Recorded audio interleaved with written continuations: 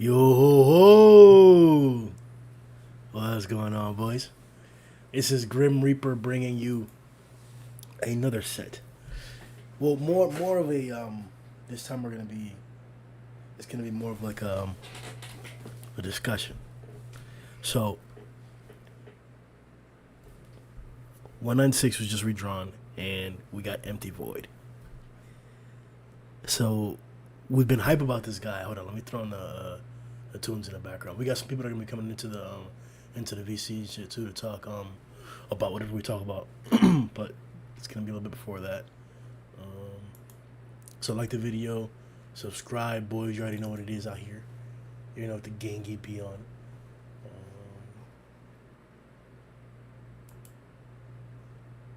Alright, that should be good.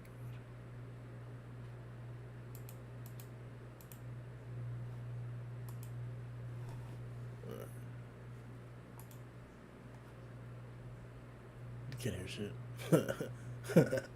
Alright, I'll deal with that later. Alright, so here's what it's really about. So this attack is one of his first attacks that we're seeing, right? Beforehand, we didn't know how strong this guy was, but him fighting Sonic and Flashy didn't really look too good, especially because he was a herald of God. Now, as we already talked about in the previous video, and in our iteration beforehand, that you don't necessarily have to be like a Cyrochi level or what you would call it cosmic level if you're blessed. We know that Homeless is a prime and perfect example, the primary example of a herald of God, actually.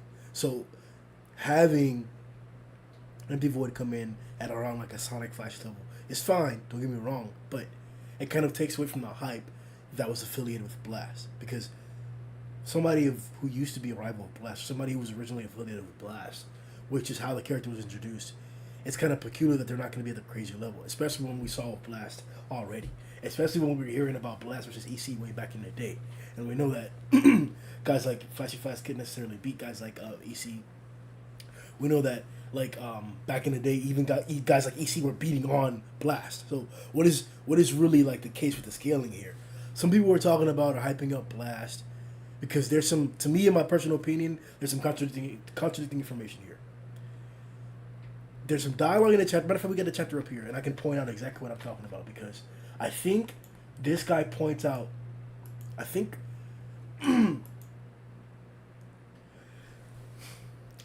Blast is supposed to be weaker back then. Not normally weaker. Well, of course, he got strong. I'm talking about like he was EC level back then, not like, hey, I got these like cosmic level abilities, I can beat everybody. No, it's like EC was very strong back then, but he hasn't gotten like exponentially stronger in the current day. Like the EC that we saw, that Saitama beat, that Genos fought, that King beat, quote unquote, that EC is several times stronger than the EC that was back then, but he's not exponentially stronger. It seems that the single comment that Blast made to me alludes to him having grown exponentially. He says it on a rooftop. Let me see if I can find it here. It's like a sly comment that he makes. Right when he talks about him being strong or whatever, or Empty Void being strong, he also mentions that he himself is that thing. That he himself has gotten stronger. I'm trying to find that, and that to me is the best claim. But hold on. What do you want to do about your partner? Or do blah, blah, blah, blah, blah, experiments? Do you want to watch? Bro, I pass it.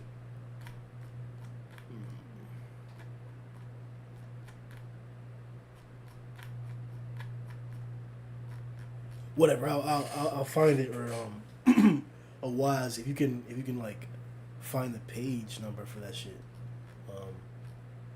But that's basically what I'm trying to get at. That like, I think it's not necessarily clear how strong Blast was at the time period. So to say that Empty Void without the blessing is like cosmic level, I'm not sure that that's the case. I think that Empty Void without the blessing is like, we're talking like fighting EC competently on your own. Because that's what the scenario was, right? People are going to try to use the story's context to disregard what we actually saw in the panel. In the panel that we saw way back in the day, it was good. It was good for it. Let me see if I can expand the thing. I'm trying to make sure that. Okay, we're good there. In the panel where we saw Blast versus EC, EC was beating Blast. Blast is the one that had the scuff marks on him that was like all beat up or whatever, and then that's when God came in and interfered. We didn't see EC that was all beat up. We didn't see EC had his shell ripped off. We didn't see EC died or like that. All we heard was that he escaped, but that doesn't necessarily seem to be the case. It seems like God interfered in the fight. So that's why it's like maybe Blast wasn't just monopolizing in the EC fight. Maybe Empty Void is around EC level. Maybe these guys did get exponentially stronger. So what did Blast do to get to this crazy ass level now? Like, this is a good conversation to have because it helps us quantify the boost that Empty Void got from the blessing of God. Because the entire storyline that the Ninja Association is based on is that concept itself. It's a gauntlet. It's a smoldering fire of hot brimstone and steel, bro. Melted steel, bro. Like you go in there and you fucking forge these guys. And they're supposed to be strong enough to withstand the power of God. Or to be able to accept the blessing. But for some reason or another, they can't. I'm pretty sure I'm not like picturing it wrong or like thinking about it in an incorrect way. I'm pretty sure we saw a panel of like there being a bunch of skulls and skeletons of ninja members in the actual ninja hideout. That can only be because they were offered to God and they didn't make it. Like that can only be that. Especially with how Homeless had his powers removed and how he died. Like, sure, Garou was different. He actually turned to sand, but like, there's gotta be like something behind how strong you get with the blessing, and there's got to be something behind who it is that God chooses, because he offered Tatsumaki and he offered Homeless, and there isn't much that's like similar between the two characters. Hey, Waz, we're trying to hop in here for a little bit because the rest of it's about to be like just me talking about power shit. What's good, bro? How do you feel about what I'm talking about before? So, the first thing I wanted to establish is like the timeline. So, Blast has his encounter with Void before his fight with EC, right? Because his fight with EC is like 2 years ago. And his encounter with Void is like, he says Void would need to recover for like 15 years. So I assume that was like way in the past. Well, why are you saying the fight with EC was 2 years ago? Or didn't Sitch say it was like 5 years ago or something like that? I honestly do not know. I do not know. No, he says a specific day.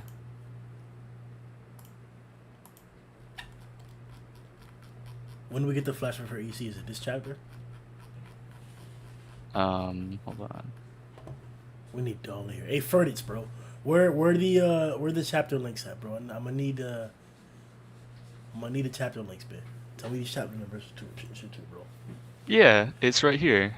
When Sitch is, I can post in general, but Sitch says, what chapter is it? Finally, 2 years ago, while Blast was battling Elder Centipede, he came into contact with God directly. 2 years ago. Okay. So that means that 2 years ago.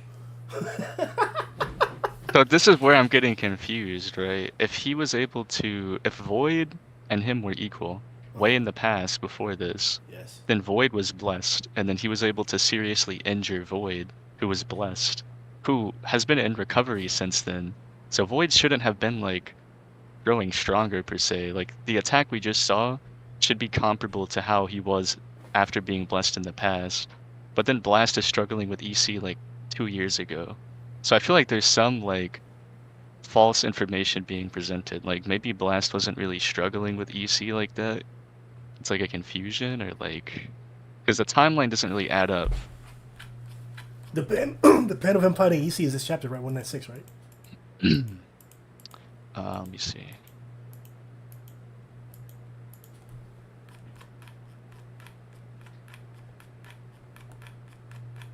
It's like I think it's an older chapter. It's like I think it's pre like 195. Saitama versus Tots.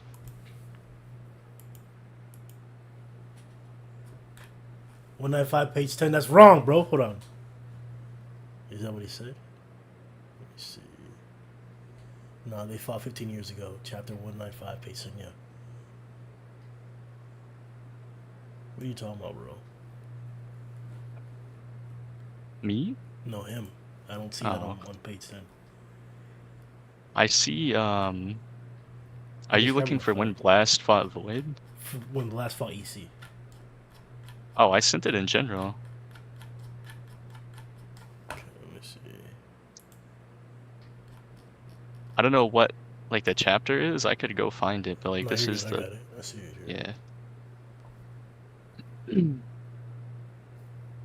I mean, is there anything like there's I don't from this picture here and from the dialogue that we got, there's nothing that tells me that there's anybody else that was involved in this fight, and that all the damage that we see underneath EC is not caused by EC. Like that's what he does.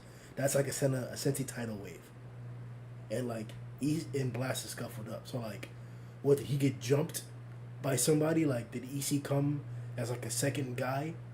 And Well, it's just the villains or something like that, like. unless you think EC is on the level, like no, it just doesn't make sense. Like EC's not on the level of like Blessed Void, like his dimensional slash. And Blast was able to seriously wound that guy far before he fought EC. So it doesn't make sense for this guy said he's improved. Like Blast said he's gotten better since back then. Blast said Void has gotten better? No, that he himself has gotten better since back then. Yeah, I think he says at the end of the chapter, he says something like he hasn't just been playing around, but yeah, if Void has just been in recovery this whole time, the Void he fought and seriously injured should have been comparable to Void now. That's what I would assume, but maybe that isn't the case. Well, I don't think, because you would think if anything he'd be weaker, having been in like a tube this whole time, but... Well, look at Garou's example, right? When Garou got his cosmic power, he then turned or began to become exponentially stronger. Like, exponentially stronger. And it wasn't necessarily based on the cosmic power itself. It was like his own ability to grow and to get stronger. But, like, he still continued to grow exponentially, like, way, way, way stronger than what he did when he had the power. So, we're kind of looking at a scenario where Blast may have delivered a severe blow before he could have hit a great growth spurt, or before he could have displayed his full capabilities. That's what I'm thinking or assuming. Because other than that, or like he has a weak body, and like everything else is cog diesel. I'm not sure exactly what it is, but for all intents and purposes, from the time that we just confirmed, 15 years ago, they were equals and they fought, and he got blessed 15 years ago. We know blessing doesn't mean that you have to be Blast level current day. You could be homeless. Yeah, but Blast seems to be convinced, like after seeing the gamma ray burst, that he says like a threat greater than Garou is approaching, and I assume that's referencing Void. Yes, but again, like we're talking. Oh god, this is even difficult because. Excuse me. This is more difficult because the fact that he knows about the dimensional slash, and the fact that he reacted in this manner, means that he's familiar with it. That adds to the idea that they were cog diesel back in the day, and that the same power level that he has now, he would have displayed it immediately. Yeah, it's what I think, because if Void has been asleep this whole time, there's no reason Blast just knows of one of his moves, like by name kind of thing. So he must have used it in the past, which I don't know. It's just weird that, because he even looks like younger. I don't know if maybe one got confused with the dates, because it even looks like in the past when he was fighting Void, like his hands have like the gravity knuckle or like the portal stuff around them, but while fighting EC, like he's not doing that, so it's just weird, you know. He doesn't have to use the gravity knuckle every single time. And No, I know. I'm just saying it's just weird, like the whole idea that he was fighting EC instead of just like one-shotting him, like I mean,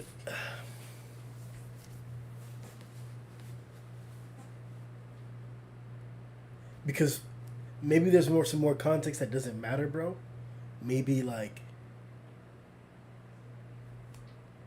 I don't know, because this is honestly like to me we're talking about we're talking about variables that are true and exist. Like we everything that we've said is like confirmed. Like there's a panel, we have it in VC, and it's Blast versus EC, and Blast is scuffled up, and like the city that they're fighting in is all like beat down and shit. So what was going on there? That's a genuine question to have, right? Everybody's assuming that Blast is stronger than EC, and we're not questioning that. I'm just saying that hey, why is Blast scuffled up here? If that's the case, 15 years ago back then, what were they doing? How strong were they? It's logical and sensible to assume that they were like crazy cog diesel. For a fact, for sure.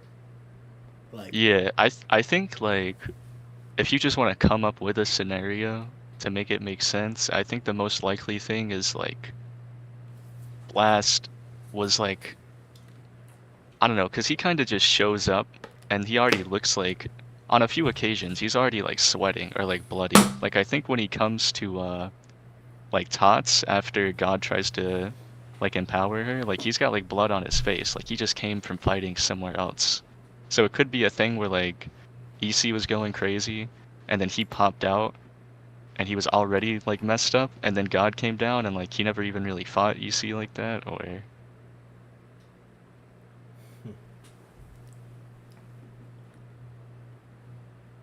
so.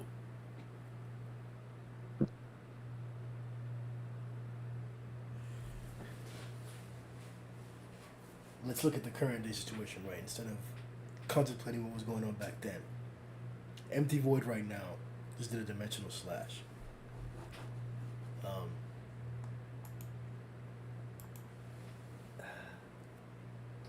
Because I'm trying to. Obviously, you guys saw the thumbnail when you hopped in here. This attack is crazy.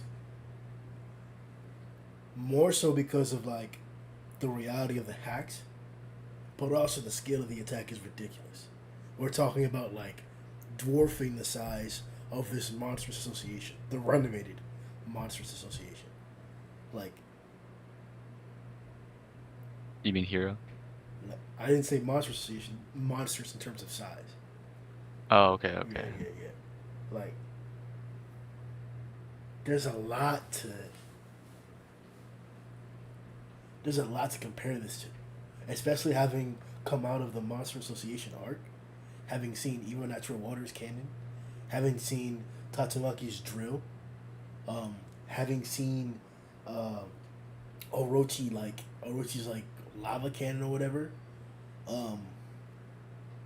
What else can we tout as a comparison to like this dimensional slash, as it were? I think that's really it, man.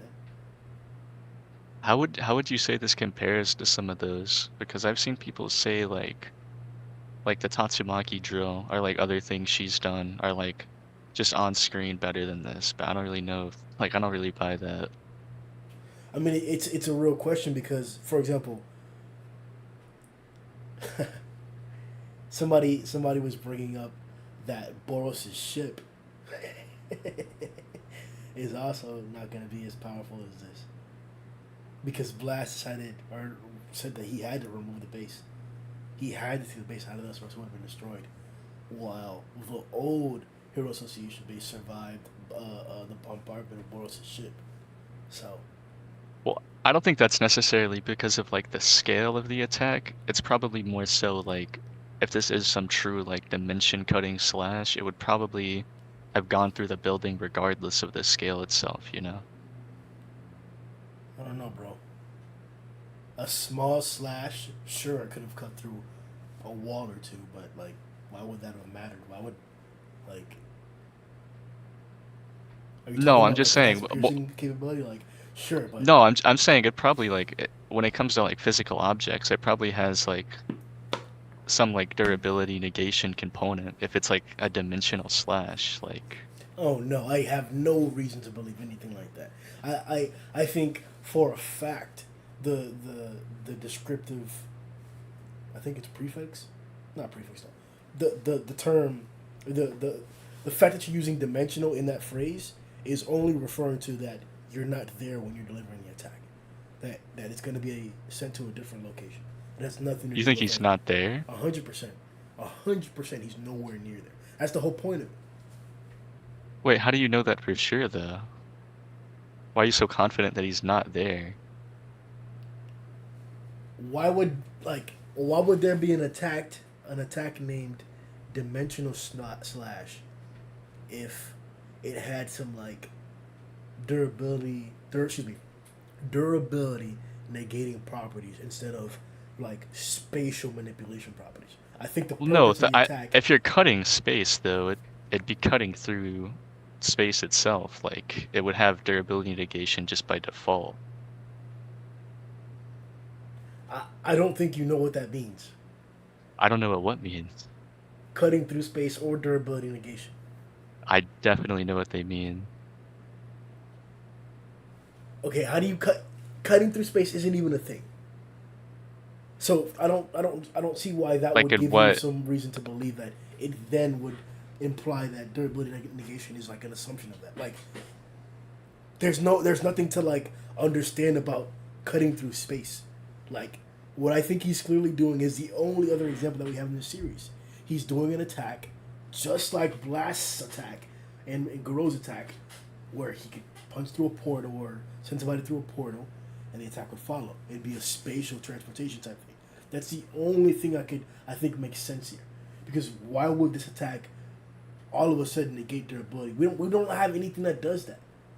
Like maybe you could consider the poison that Fear Ugly had as like kind of that, because it just melted atomic splay before it could just cut through. But that's not the same thing. Like you're talking No, about. I think there's definitely forms of durability negation displayed in the series. Like, I feel like most of the swordsmen being able to, like, cut on, like, an atomic level, like, by default, probably going through a lot of things. And, like, like Monster Garou literally uses Duranega against Saitama. Like, he says he's going to do that, and then it just, like, doesn't work. What are you talking about? Like, with Garou, Yeah. when he hits him with the, like, Great Fajin, the first time, not the one that, like, breaks the mountain, but the first one, he says, like, no matter how much you train, you can't train your internal organs, like, as if it's meant to, like, pierce through your natural durability. It's like the same thing, like, Luffy does, basically. All right. So you do understand what durability negation is. So then Yeah. why why are you implying that this clearly like there's the ground? We literally see the ground. You can hear it, right? Yeah. We literally see the ground being pierced through, broken through. What about that would imply that there like was something that negated the durability of it? No, like if it was an example similar or synonymous to what you just described, and I'm not going to hold you to it. You could have other examples of durability negation. But if it was an example synonymous to what you just described, then the surface of ACD would have been fine, and underneath it would have been like big gash marks. It would have pierced right through the surface, and we wouldn't have seen anything. But that isn't the case. We saw a slash right through the front. Same case with Atomic Samurai. I actually disagree with you with the whole durability negation aspect. That's one that I don't think you can actually consider it as another offshoot or another type of durability negation. If you were trying to use it as that, I think it's just they are sharper than what the thing is. It's just simply put as that. Like I'm not negating your durability. I'm just sharper than what than your durability is. It's just simply put like that. Like it's not You negating think anything. you think like what Nichiren does, like cutting the apple and it not realizing it's been cut, it's like a display of like sharpness? That's the only thing it can be. The only thing it can be. Wait, but it's referenced as like a skill. Like if you handed that sword to like Aeon, he wouldn't be able to do that. Yeah, It has because nothing to do with like the sharpness, I don't think. it has everything to do with the sharpness. Everything to do with the sharpness. I'm not talking about the sharpness of the blade. I'm talking about the sharpness of the technique, the cutting technique. What you Oh, emphasize with okay. Aeon Well, is that's just rewording what I said there. Okay, let me rephrase it to you like this: if there were, if swordsman had durability negation, then once again, there would be no display of the cut whenever it was made. Period. It wouldn't be an after effect. It wouldn't happen 10 minutes later like it does. It just wouldn't happen. Their insides would be cut. That's what durability negation is. That the attack doesn't have to deal with your primary defenses and just cuts right through you, or smashes right through you, or delivers the blow right through that defense, disregarding the defense in general, dealing damage to But what the target is in particular. But that's well, that's never the like one case. type of durability negation. Like what I was describing, like with a Void's Dimensional Blade, like it could be similar to something like Sukuna's World Cutting Slash, or like if you've ever heard of Devil May Cry, like Virgil's Yamato, like you naturally, unless you have some like transcendent properties, you exist in space. If you have a blade or a technique or an ability that can cut through space, you're naturally going to cut through anything in that space regardless of its durability. That's kind of what I was referring to. Okay, but that's not ignoring durability. You're talking about a blade that can cut through anything. Those are not the same things. Well, like that's why I said it ignores durability like by proxy, basically. It's like by default, like Okay, but if you were to describe something as being able to cut through anything, immediately you would try and find something, or the narrative would point to something that either confirms that or that actually it can't cut through.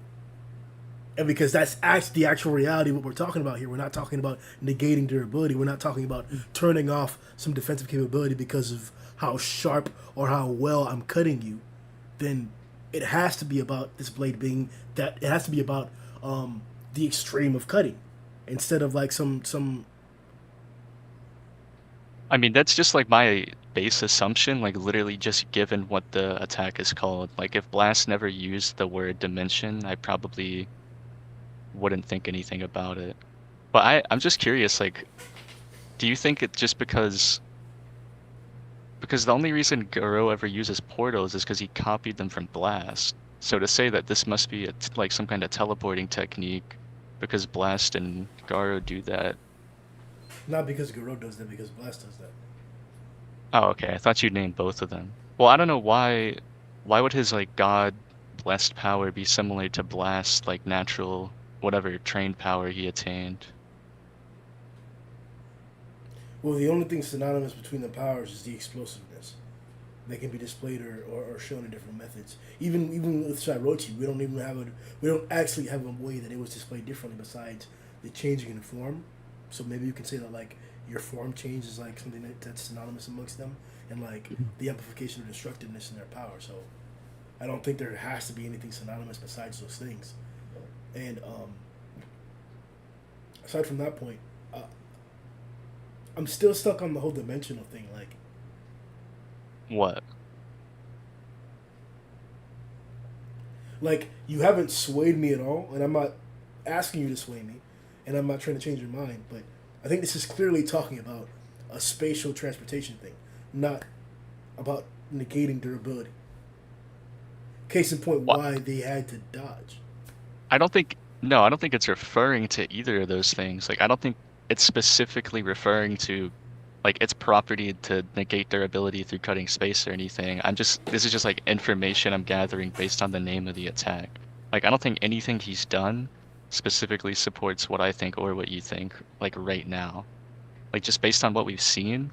Because my first assumption reading it was that like that was him creating all of those slashes and he was just moving really fast.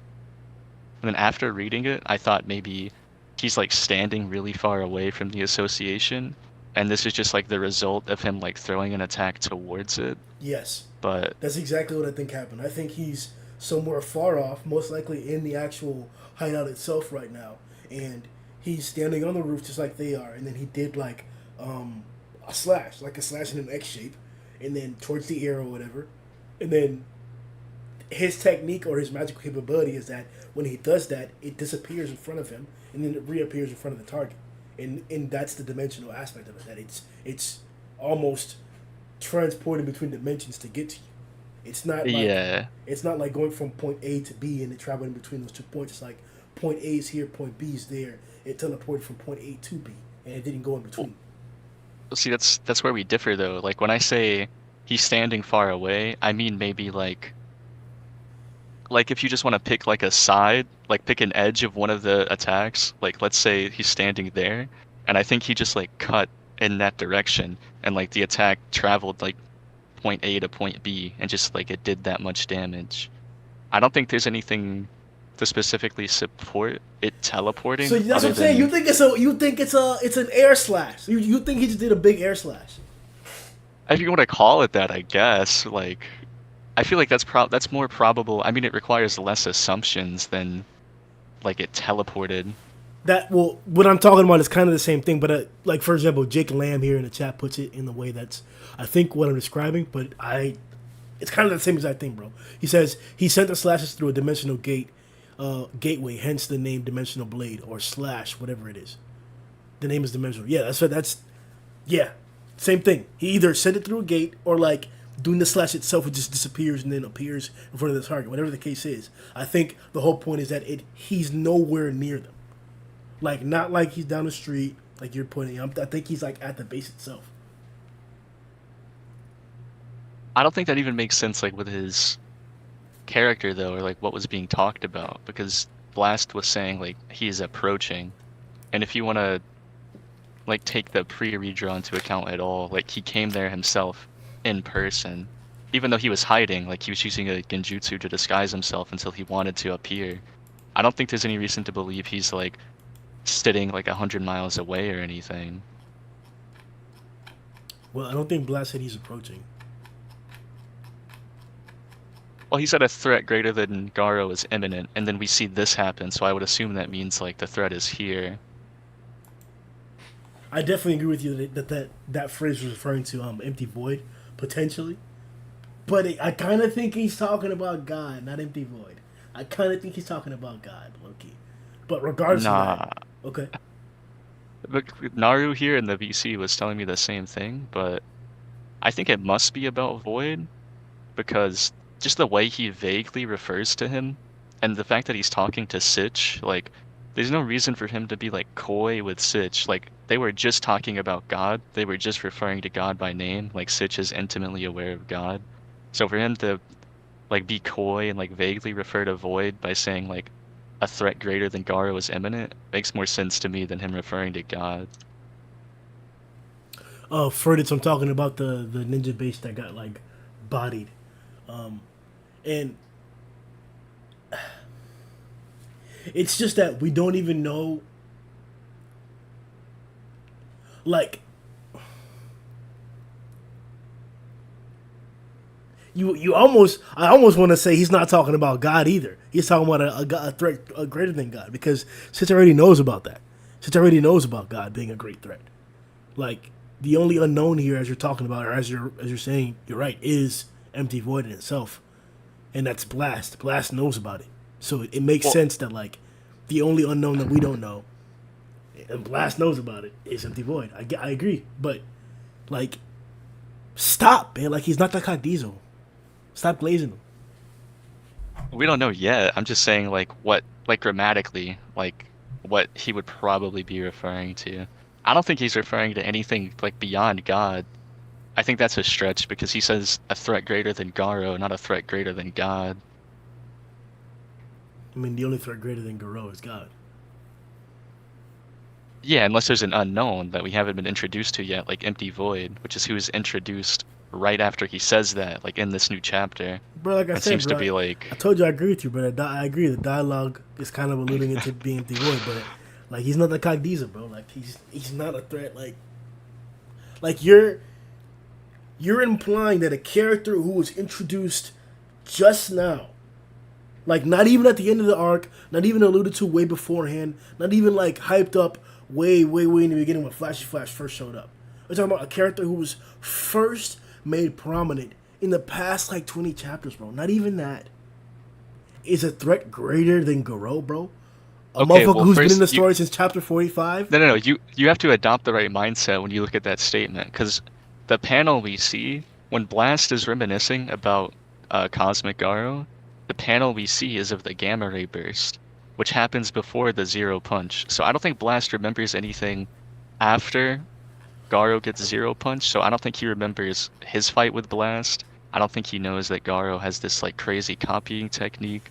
I think he literally just saw like Garou's display of power, like with the nuclear fission and the gamma ray burst, and he's saying that Empty Void is stronger than that guy.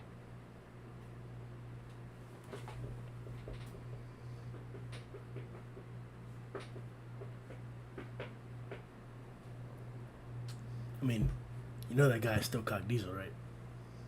No, yeah, Garou's my favorite character. Like, you don't gotta tell me, but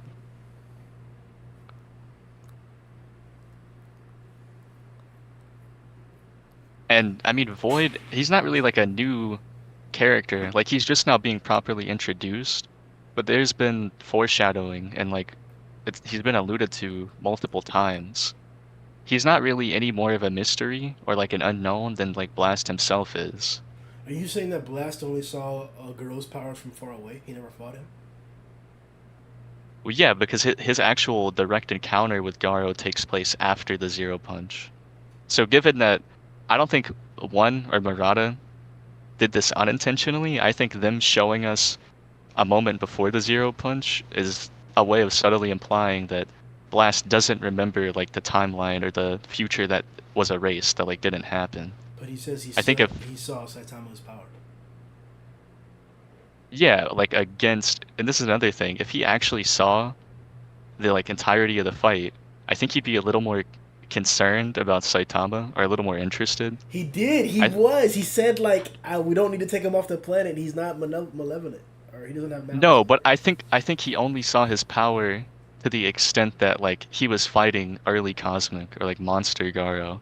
That like makes more sense with how he reacts, because he literally like, if he remembers the whole thing, he remembers Saitama throwing that serious punch like about to bust the planet, and him having to like use all his strength to get the blast into space and like send it away. I don't think he would say that guy is not like a danger.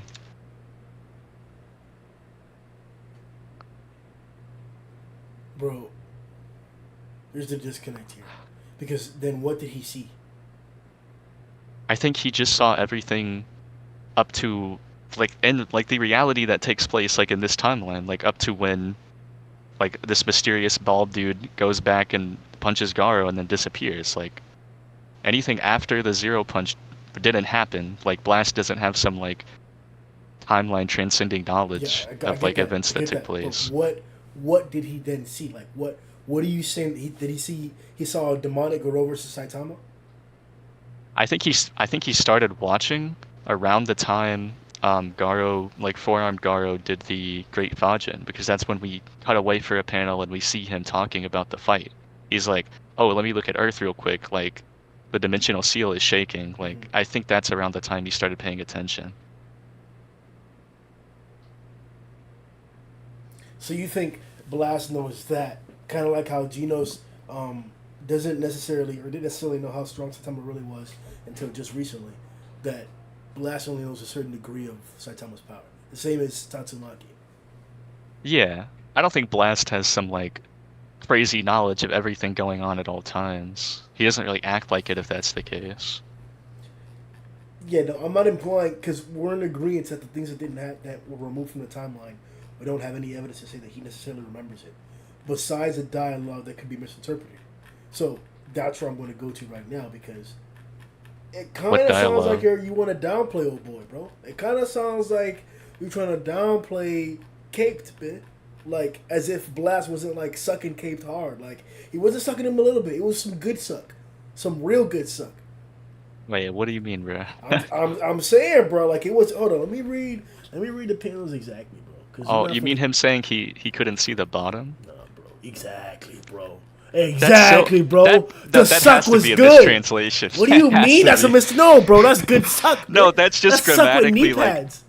No, if that's what he's talking about, that needs to be reworded or reformat or something. Like whoever translated the.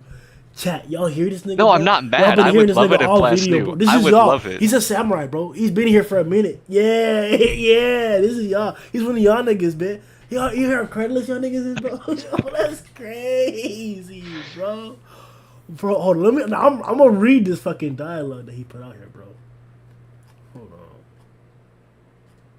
Let me see. I think even if you just assume Blast saw Saitama tank the Gamma Ray Burst and then come back and punch him and, like, one hit kill him, like, that's still crazy. That's That's crazy. reason enough. Like, Yeah, that's reason enough to say everything he did. 100%. Okay, all right. But as long as you're acknowledging that, 100%. no, yeah, don't misinterpret it. Like, All right. I'm a little surprised that, like, maybe it'll happen in the future, but when Flash was asking, like, to join the battle against God, and Blast was like, no, like, you die for sure. I'm just surprised there's no dialogue referencing Saitama, like, no, you should join us, like, help us out or whatever. Like, he's always just kind of there. Like, Blast doesn't really acknowledge him except when he's talking to Sitch. Like, It might be because there's more. I always like harken back to that dialogue. I think it got retconned, but like where that line was like, oh, like I guess Earth does have some like fighters or whatever. Like I always go back to that moment to like kind of think about that there are aliens that are downplaying Earth. Like who else is out there, bro? Like if Earth is just alright, if Blast is like the cream of the crop and he's not that thing, then like who else is out there, bro? Like, because it seems like Blast is the one that's actually leading the escapades. Like, as far as Sitch is concerned, and that may be because he's an Earthling or whatever, and we don't really know that much about his companions. They could just be monsters. They could all be Earthlings or whatever. Not necessarily, though. I don't think so. yeah, I know what you're talking about. It's the dude, it's Boris, it's Yeah, Waros. Like, Waros. Yeah, yeah, you know what Waros. Yeah, you know what Waros. Yeah, yeah, man. Bro, like, they're like they're damn near like trying to talk shit about Blast. Like, hey, bro, one of them Earthlings is out there, huh? So you're not all trash. Okay, I see you, bro. yeah, that makes me think Blast isn't like Blast is definitely that guy in terms of what we know about, but in terms of like the cosmic, like interdimensional perspective, Blast might not be that guy. But they're calling them companions, bro. And like they're just talking about or describing it or detailing it as like it is this fucking Blast's fight up against God. Like everything is saying that From he's the our leader of the group. perspective right now, you know, but Agreed. Agreed. But like not only do we not have a lot more dialogue built upon that, but we have plenty of instances from the beginning of the story, like the first S-Class meeting to like now, where like subtle changes in characters, subtle changes in like a character's personality have happened. We could never get another we could never get that expanded upon if one doesn't want it to be the case. But I don't know. I'm really trying to get at the fact that like Empty Void pulled out this crazy dimensional slash, and I think it would cut through the drill. I think it would cut through the drill.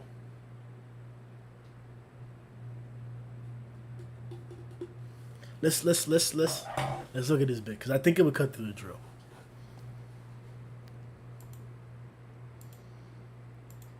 All right, chat. So we're gonna go first to check out the dimensional slash itself. So we got it fresh in our memory, and it's close and shit too. All right, so this is when the nigga was like, "Hey yo, we gotta get out of here," and this is what it was. So like, look, 1, 2, 3, 4, 5, 6, 7. Bro, from like different directions. Yo. Now that you're looking at it, like for real, bro, there's like circular gust marks at the like towards the beginning of like each slash column, as if like the slash is like breaking the speed of sound or something like that. no, see, this is what I was talking about when I said And there's a initially starting point to each one. Go ahead. I thought this was just Void basically running around and throwing slashes towards the base really fast, Yeah. because that's kind of what it looks like he's doing. Yeah. No, I get what you're saying, but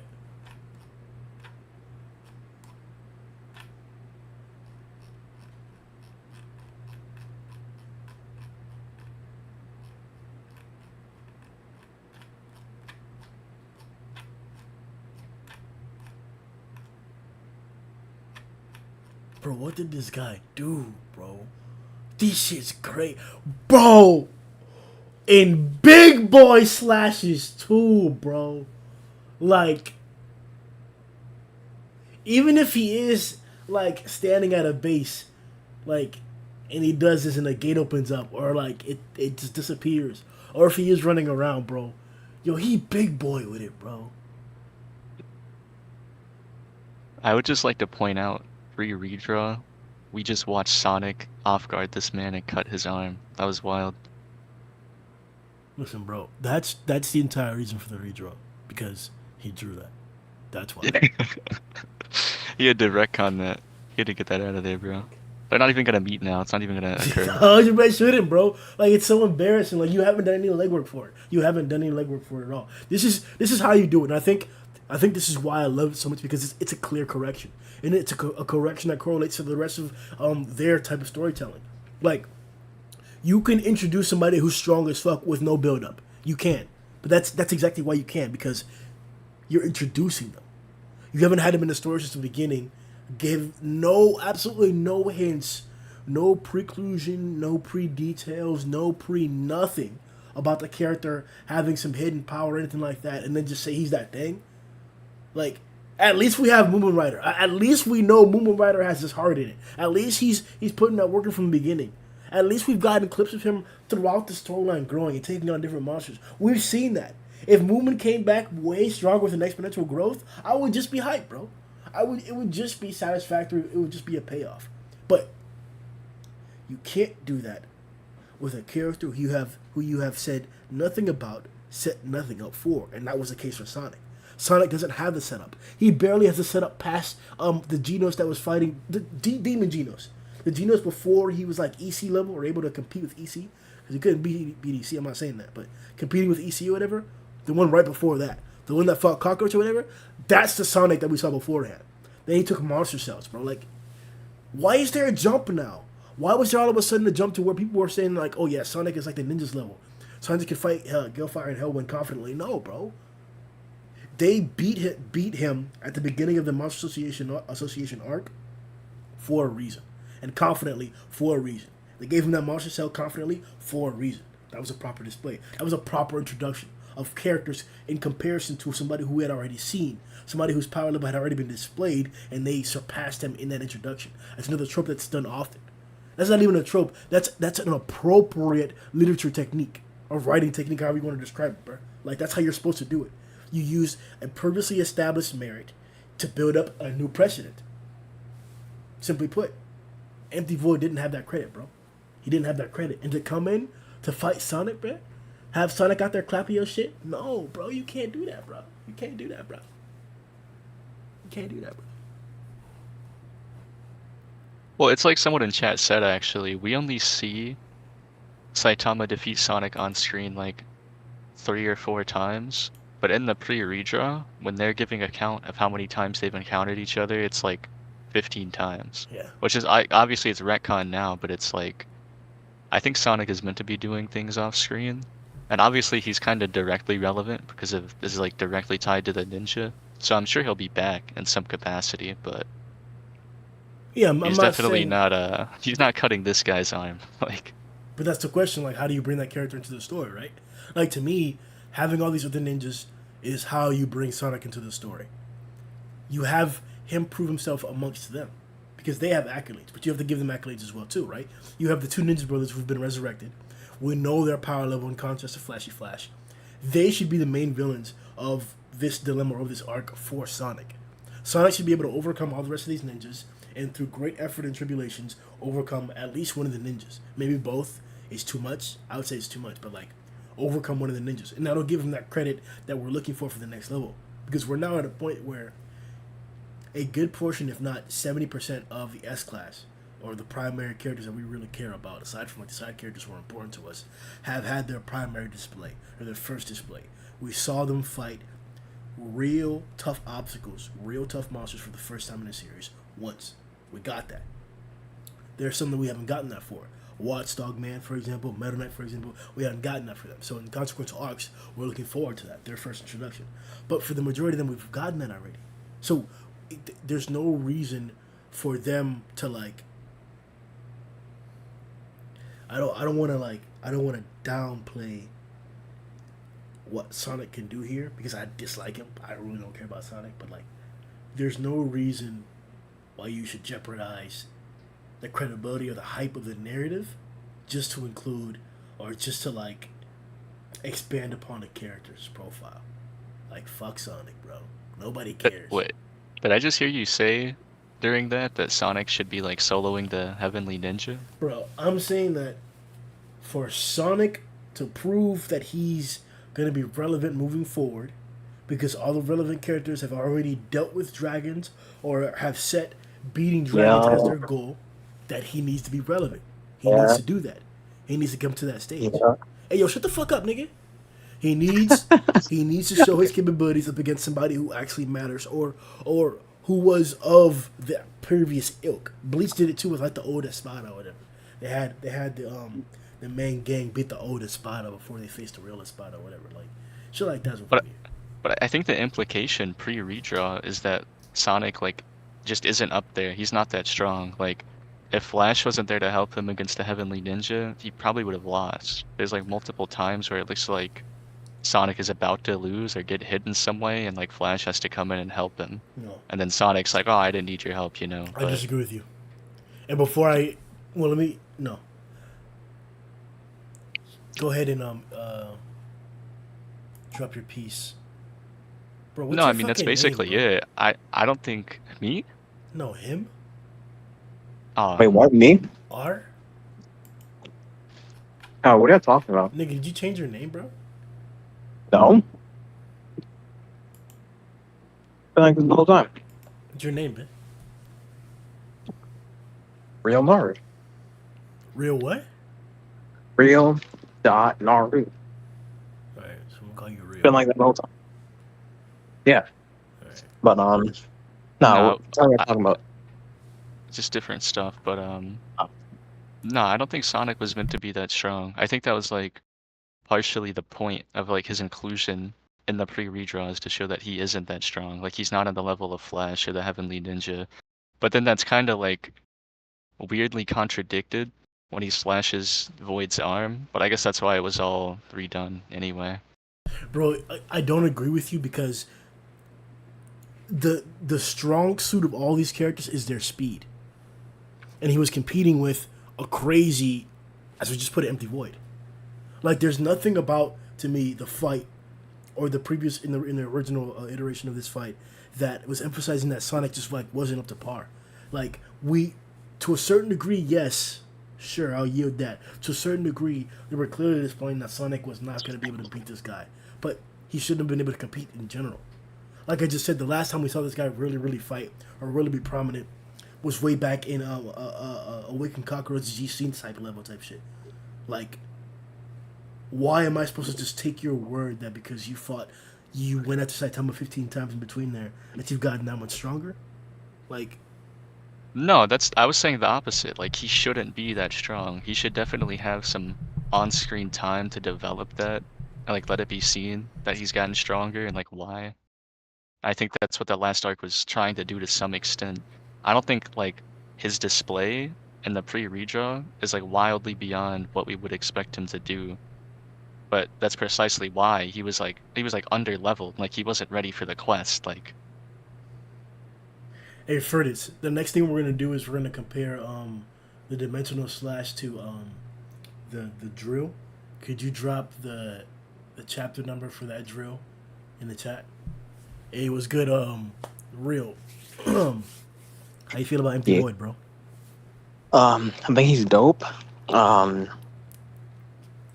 You know, I mean, I just think he's pretty cool. I don't know if y'all agree that like he slashes dimensions and shit. Yeah. But were y'all talking about Empty Void and like how strong he was? You think he beats Tatsumaki? He definitely fucking should. Hell yeah. Why you say that? Grim, I mean, I don't if think it's you want to really longer ask. Like, we're gonna get into a whole nother can of worms, because me and Naru have some opinions about Tatsumaki. Like, What do you think we're here to do, bro? Yeah. We fish. I mean, like, we fish. I mean, all right. Grim, I Like, gotta say something, but I don't want you to like insta ban me for saying this. Okay? You say the R word, bro. No. If you say the N word, or if you like drop some atomic slander, you're getting out of here, bro. yep. Atomic slander. Oh, okay. That's fine. No, it's not like that. I think Flashy would probably beat Tatsumaki. All right, that's also bannable. Get out of here, bro. That's Okay. What the fuck? no. I think Void, okay. Like here's Like, if Void there has can not been a stronger sucker, a better glazer, a better flashy cock handler than this guy here. Y'all boy Waz. nah. Oh my god. All right, hold on. Here's the way. Okay, no. I kind of You support him? Wait. I said I kinda. Wait, no, hold on. Grim. Listen. All right. If they're gonna start the fight, right? Flash is faster, right? No, he's not. So he's There's not no faster. way. No, he's not. Wait. Just take a He's going pause. up three Hold on. first. Let's calm down. Take a pause. Be for real for a second. You think Tatsumaki? I'm gonna is pull it up. capable of- Tatsumaki's day off. I'm gonna pull up the chapter number right here. Like, he gonna be fucked up. Hell no, bro. You think she's up there with Platinum and Garou, bro? And speed? Tatsumaki is No. faster than Flashy Flash. Don't ever pretend. Don't ever again in your life pretend that Flashy That's not Flash what I can do asked you. anything. That's not even what to I asked Tatsumaki, you. bro. Go ahead. Okay, what'd you ask me, baby girl? Do you think Tatsumaki? Do you think if it was her there, full power, instead of Flashy against Garou and Platinum, you think she's keeping up and tracing up that same light structure? I don't think it's even close. It's not even close. No. Listen, chat. Yo. This is hold a textbook form of misdirection. Instead of answering the stupid question that he just asked, you should correct the stupid question and tell him that Tatsumaki would clap both of them at the same time. That's what would happen. She would grab both of them with her psychic capabilities because she had just tossed an earth cutter. The bitch had just tossed an earth cutter. So what she would do is grab them niggas, choke them niggas, and throw them niggas. And that wouldn't beat them. They'd get back up. Don't get me wrong. They'd get back up and it'd be a tough fight. But without a doubt, their speed means fucking nothing. She can grab them from far away. She doesn't have to be next to them. The speed means everything, though. No, it doesn't. Yeah, I was about to say. So hold on. Like, is I Flash think, bro, not I faster think than they're her? Yes or moving no? fast. I think they're moving like hundreds of times faster than light. It's like way beyond anything Tots can do. Okay. I think they're Just I think so her head we is have cut off before she even Yeah, fires I a was gonna neuron. say, like, Just so we is have this Flash, understanding, Like, faster than her? I don't agree with that. Before Just so we have that moving forward. I don't agree with anything in terms of like moving faster than light. That doesn't exist to me. I don't know how to quantify that. There's nothing in physics that we know how to describe. No, we that. don't. We don't have Yeah. to quantify it in that way. It's just like blatantly faster, like the movement itself, visually. You can say You- can say it's very very fast. You Okay. can say that, bro. That's fine, Yeah, but but- it's definitely faster than anything she's been shown to do. Yeah. I'm gonna point you here to Tatsumaki's Day Off, chapter 55.6, page 11. You're not gonna tell me Tatsumaki's not faster than Flashy Flash.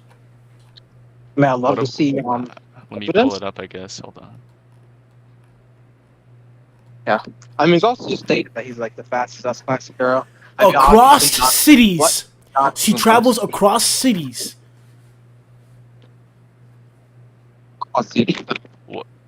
Is that on stream right now? That's what you're looking at? Yeah. In this chapter, she was in one city, and then Tatsumaki's Day Off is all about like her wanting to like put in work or like being born on her day off. So she's like literally flying to the next city in like literally seconds.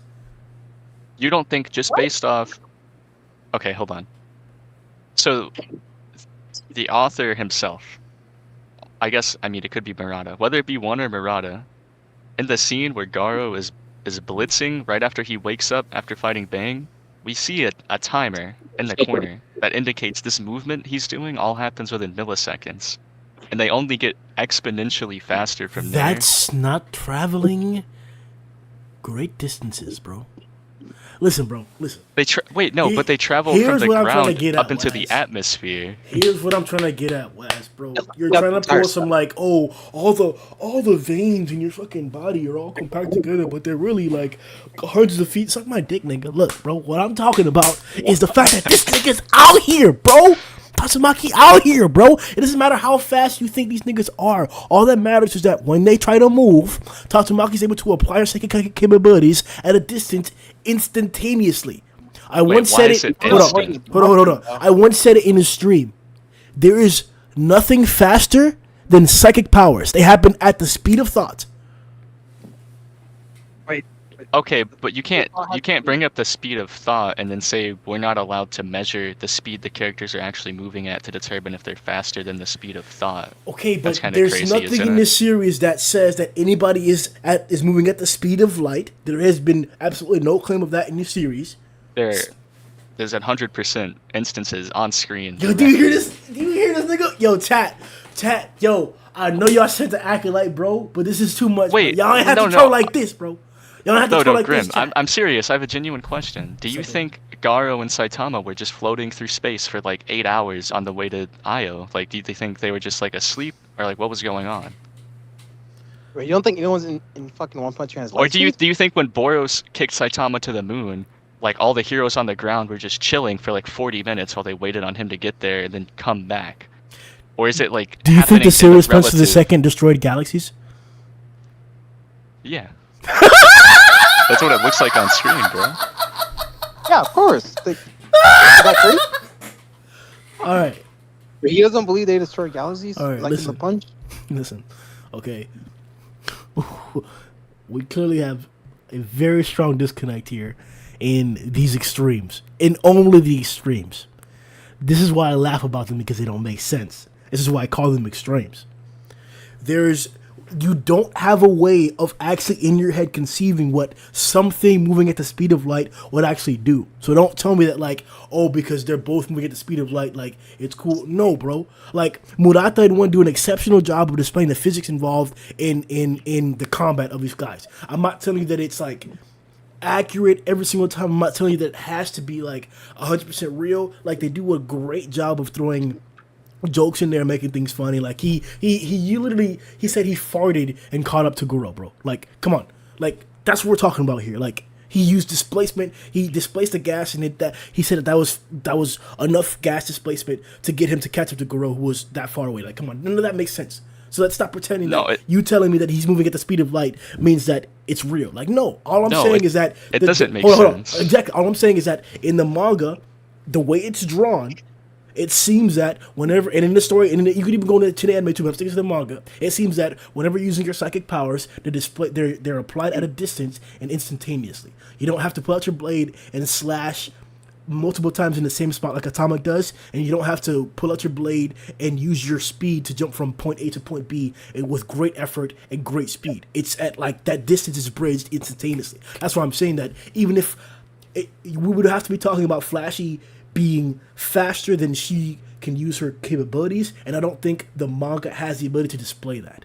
That's kind of what I'm saying. I don't think the manga can display that Flashy is moving faster than its like capabilities unless we see that happen. Unless it's like a blitz where he blitzes her and they're like, oh, he couldn't get her powers up. We don't have that. We have her reacting to all kinds of things.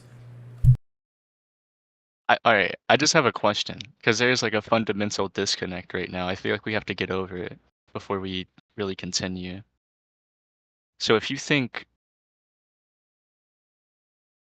I don't know, there's definitely good reason to believe that the characters are like moving faster than light, are performing other like physically impossible or scientifically unmeasurable feats. But just because something like that isn't possible in reality, and like if we wanted to come down to the nuance of it, like mathematically we couldn't literally measure it, we can still come to conclusions just based on what the story itself has presented. Like, there are certain things that happen in fiction that are completely out of the realms of possibility.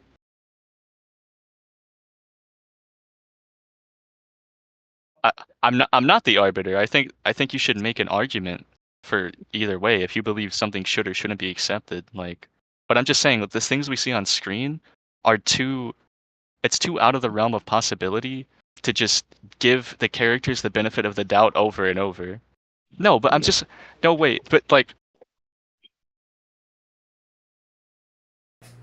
no, but I'm like for example, like we see at the end of the Monster Association arc, we see Saitama like rewind or reforge the particles of his body, and we see him go back in time and punch a dude before the punch was thrown, and he reverses causality. Like, are we just gonna pretend that didn't happen, like for the sake of keeping it realistic and like not going into the realm of impossibility? Or I just Okay, don't but really that understand. not only was that one of the most controversial points in the entirety of the manga to this very day, to this very moment. Not only was that one of the most controversial parts, but it's not something that's done normally throughout the series. We even have consistencies in the powers. We're seeing multiple characters with psychic capabilities. We're seeing multiple ninjas. We're seeing multiple guys with explosive like beam attacks, something like that. It's consistent in the series. You're not getting magical hacks crazily or often, and even if you do get magical hacks, they're specific. Once again, like God-giving powers, and it's not everybody who's doing that. So it's like that's why I'm pointing out that like saying that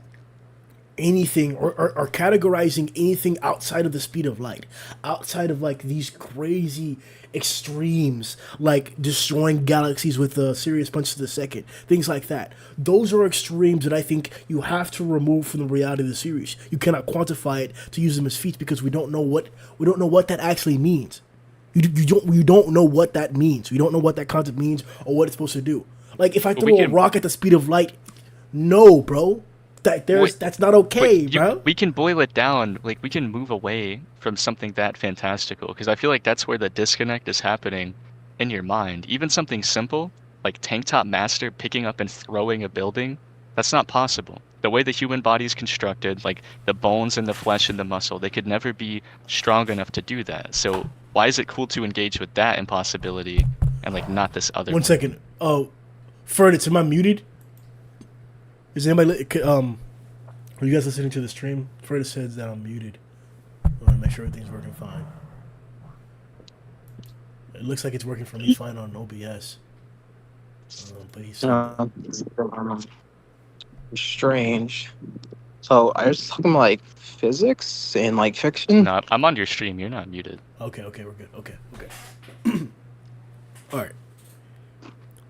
I'm saying just to clarify here to him to Real as well.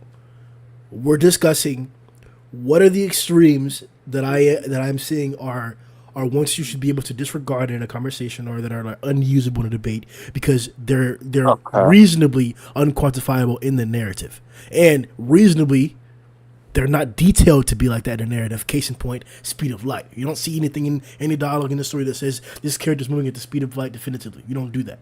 We don't see that. We see like cover pages of like them being descriptive in art. We don't specifically say that. That's what I'm pointing out. That it's not the same as Tank Top Master throwing a building. That's an extreme that's reasonable for the story. That's quantifiable and usable in an argument. But telling me that this character's moving at the speed of light, that's why nobody else is faster than him, that's not quantifiable or usable because you don't know what that means. We don't know what that means. But we also, in the same way we don't know what that means, we don't know what it means to have a body strong enough to pick up a building. Or like, I don't know, it just feels like, because earlier you asked me why do I get to be the arbiter of like what's real, acceptable, and what isn't. But it sounds like you're putting yourself as the arbiter of that right now, just because you feel like certain things are too extreme. Like in reality, all these things are equal. The building is as equal as them moving faster than light, and that it's impossible. There's no differentiation between this thing is like 2x impossible and this thing is 3x impossible. They're not equal because the story itself emphasizes the differences between that. The story itself uses a scale of power and speed within its own a narrative progression. The characters grow at not only in their personalities but in their power levels. That's what I'm trying to tell you. That's what I'm trying to point out the fact that we don't see anywhere where it's detailed as a milestone or a milepoint or as a milestone that hey, this guy's faster than light or this guy's moving at the speed of light because the story hasn't pointed that out in its exactitude and hasn't verbatim said that. And secondly, that's an extreme that's unquantifiable. So I'm not going to use the same thing for the serious punch to the second. And you don't. And as for the point about me being the arbiter, I'm not the one. Oh, excuse me, because I'm not accusing you of this. I'm saying I'm not using the serious punch to the second as an argument point as like, hey, this is why these guys are stronger than somebody else. I'm not doing that. I'm simply pointing out that attack there's no way to interpret what happened as a result of that. There isn't a way of doing that. I've watched videos from like the Nerdist guy trying to interpret it, which was pretty cool. Whatever. I've looked up shit. I've literally tried to look up shit about like what would happen if with like gamma ray bursts, what happens with gamma ray bursts, like everything in the path of a gamma ray burst, because that's basically what it is. It's a crazy amount of high intensity energy in a beam form being sent forward. So that's really what it is. It's a gamma ray burst. So what happens to the things in the path of a gamma ray burst? Can it destroy galaxies, as people are implying? No, shit like that isn't happening. That's not what that is. So that's what I'm saying. But There's no way I think of that's a good quantifying- example. That's actually a good example to point to in the story where either Barada or One, I'm just gonna pretend like it's a combination of the two. They literally tell you after One Rada. Yeah, Warada. In the corner, I don't think they would have done this if they didn't want it directly compared to reality. In the corner, after Garou does the gamma ray burst, they explicitly tell you what a gamma ray burst is and how it functions, like in reality, as if that relates to what we just saw. So if they didn't want us to interpret it that way, I don't think they would be doing things like that. No, they did that description for the gamma ray burst itself. You don't think the attack Garou performed is comparable to the gamma ray burst in reality they're describing? No, I'm saying that the description that they used when they were describing the gamma ray bursts in detail, like in writing, was when he did the actual gamma ray burst attack. It wasn't describing the serious punch to the second. No, that's what I'm saying. But they're describing something like a character performing a gamma ray burst. Like that's, I feel like, is this just not one of the extremes? Like, is this acceptable to say Garou shot off an actual gamma ray burst, or? Like, I'm getting lost with what. Yes, I have to explain, yes. but I don't. Okay. I can because that's a good example of drawing the parameters. They verbatim detailed exactly what it is. They said, "Hey, this is a gamma ray burst." They didn't say, "Hey, Flashy's moving faster than light." Hey, the Platinum and Garou are moving faster than light. I think they may have said that. No. They was moving big fast though. They said the lights doubled or whatever. They said there was a light structure in the sky. Yeah. And it doubled in complexity or whatever. Yeah. Which I think that none of that is. Go ahead.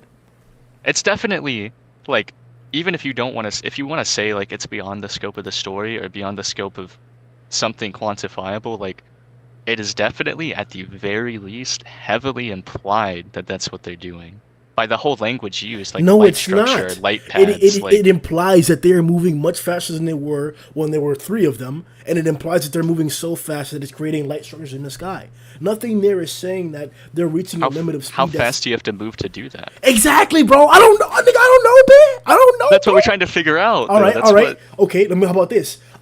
If I have a mirror in my hand and there's a ray of light coming into my room, I can put that mirror in that path, and then I can move around a ray of light. And is that moving faster than light now? Wait, I don't mean to cut you off, but I have a direct example of someone blatantly moving faster than light. I just remembered. What's up, man? Remember the bonus chapter where Saitama was trying to look at the back of his head? Stop, bro! You know that's what's going on. Nah, bro. You brought up reflections, bro. Come on. You know that's what's going on. You can drop the act now. Come on, bro. Drop the act, bro. This nigga must be like the champion of the chat, bro. They had this nigga in the cocoon, bro, christening for years, bro. I told you. The I've been watching for years, bro. Is strong with I'm this here one, representing, bro. This nigga, dude. W. All right. So we've detailed our differences, or the differences between why certain extremes are acceptable and why some aren't, and why there's some people may not agree amongst those boundaries there. But the real question is, and I'm not sure if Ferdis put the chapter number in the chat already. 138, page 31. But Ferdis, bro, like, somebody pay this nigga, bro. We made you mod last time, but like, we finna get you sucked up, bro. We finna get somebody out there to handle you, bro. You know, don't worry about none of that, bro. We got you, bro. Page, which one? 31? 31? All right, bet. We out there, bet. All right. Oh, my God, bro. He pulling that beats out, bro. Look at, oh, my God. It's fucking gargantuan, bro. Already what I'm thinking, the first thing that I'm thinking is that just the drill itself, the base coming up itself, seems to dwarf the Hero Association base. Yeah, look at it. You can see on the sides like the buildings, the towns, bro. The parts of the city just falling downward to the side. This is 100% much bigger than the Hero Association base. Lifting this is a much bigger feat.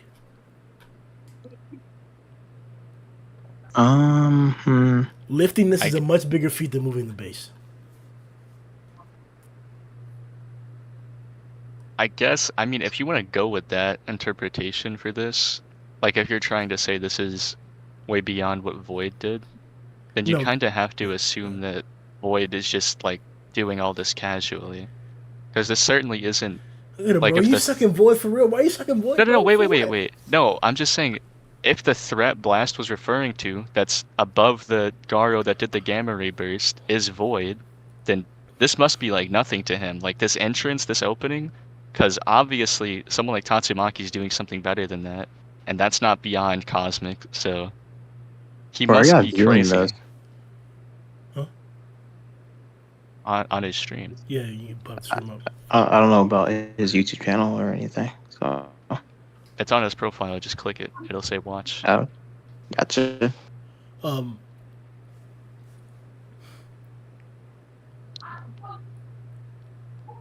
Okay. I have like no argument against that. Like, he's casual. Like, that's what I expected with the whole grading thing. Like, oh, he's just grading us. Wait, hold on. That thing on screen right now, is that real? Like, the pillar being held up above the earth and like we see the curvature, is that real or is that like a representation? Like,